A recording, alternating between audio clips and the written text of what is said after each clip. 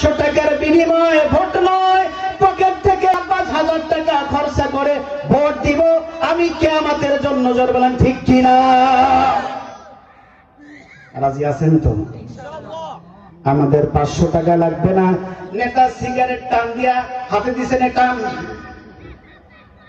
ওটা নেয়ার গল্প করে দেখছো নেতা আমারে কত মহব্বত করে, কত ভালোবাসে। নেতা আমারে সিগারেট খাইয়া আমারে ধরাই দিছে। জোরে বলুন সুবহানাল্লাহ। জোরে বলুন নাউজুবিল্লাহ। এই সিগারেট খাওয়া নেতাকে আমরা কি দেখাবো? ধিক্কার জানাই।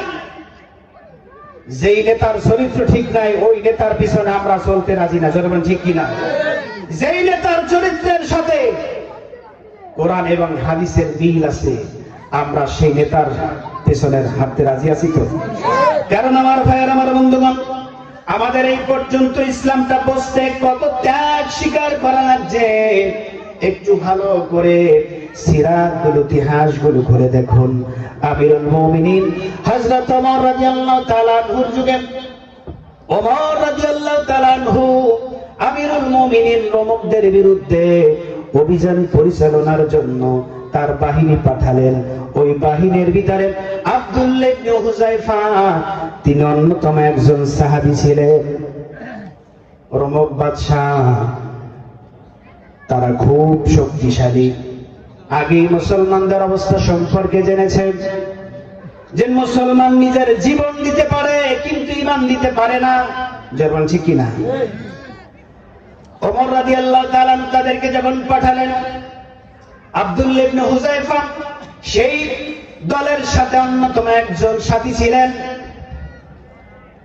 রোমক বাদশা তার বাহিনীদের, সেনাবাহিনীদেরকে ঘোষণা করে দিলেন, মুসলমানদের যদি কাউকে জীবিত ধরতে পারো, অ্যারেস্ট করতে পারো, আমার সামনে নিয়ে আসবে, আমি তাদেরকে পরীক্ষা করব আসলে যা শুনছি তা সত্য কিনা।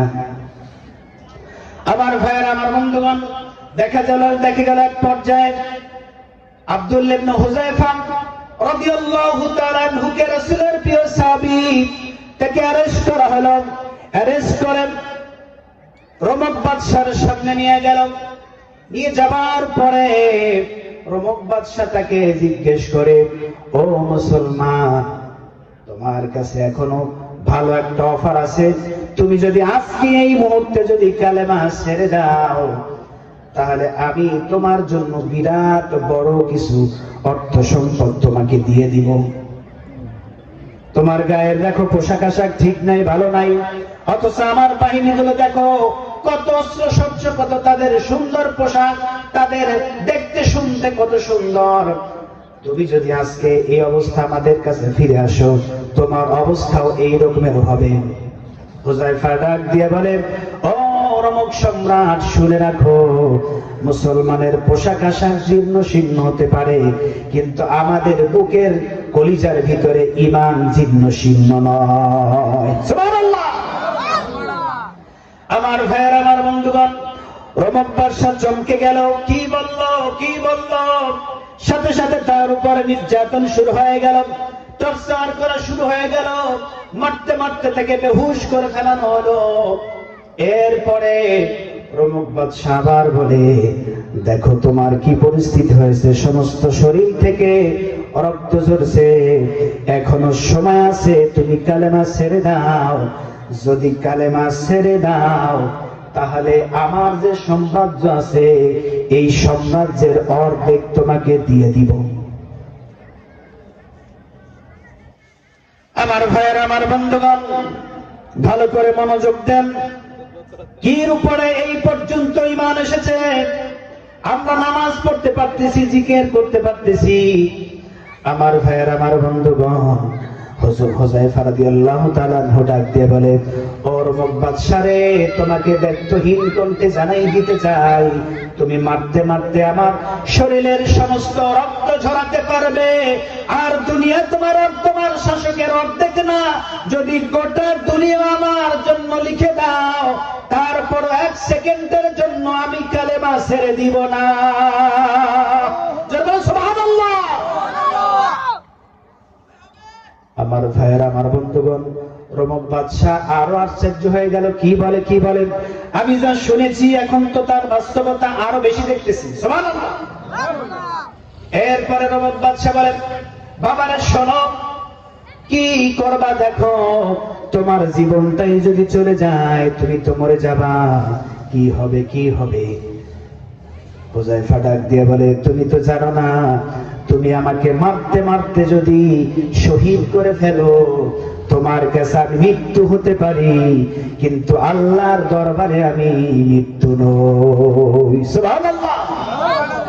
আমার ভাইয়ার, আমার বন্ধুগণ, হুযায়ফা ডাক দিয়ে বলে, ও রোমক বাদশাহ, কান দুইটি ভালো করে কারা করে শোনো, তোমার কাছে আমি মৃত্যু হলেও তোমাকে যেভাবে আল্লাহ রাব্বুল আলামিন খাওয়ায়, আমাকে আল্লাহ রাব্বুল আলামিন ঠিক সেভাবেই খাওয়াবে। আল্লাহু আকবার। মুসলমান জীবন দেয় কিন্তু ঈমান দিতে পারে।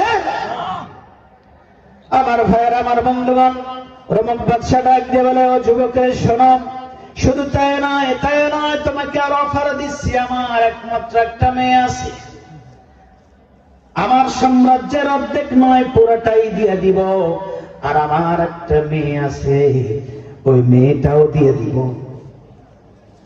ও মেয়েটা তোমার সাথে বিবাহ দেব, সব দিয়ে দিব।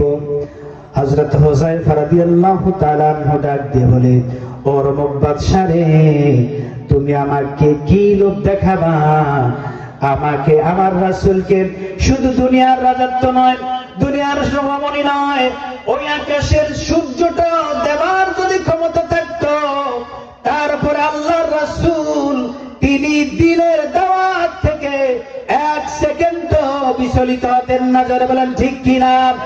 ও রোমক বাদশা শোনো রে, আমি তো সেই নবীর উম্মত, অতএব আমাকে এই লোভ দেখাইয়া কোনো লাভ নাই। আল্লাহু আকবার, আল্লাহু আকবার। আমার ভাইয়ের, আমার বন্ধুগণ, এরপরে হুযায়ফার উপরে আরো টর্চার বেড়ে গেল, বেহুশ হয়ে গেল।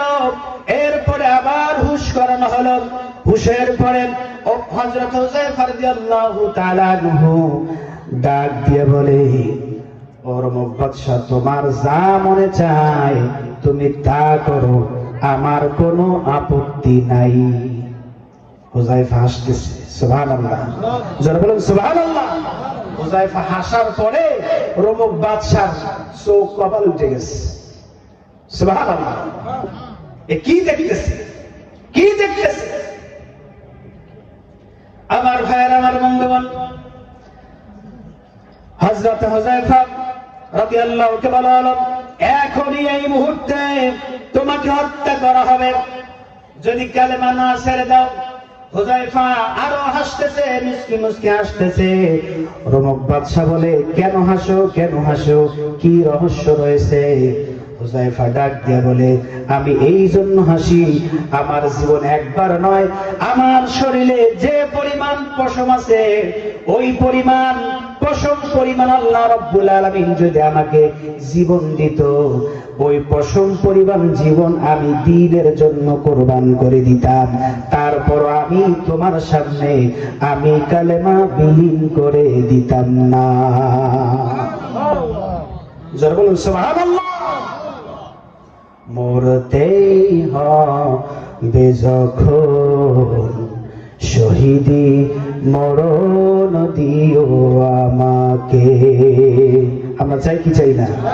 মরতেই হবে যখন, শহীদি মরণ দিও আমাকে। আল্লাহুম্মা আমিন।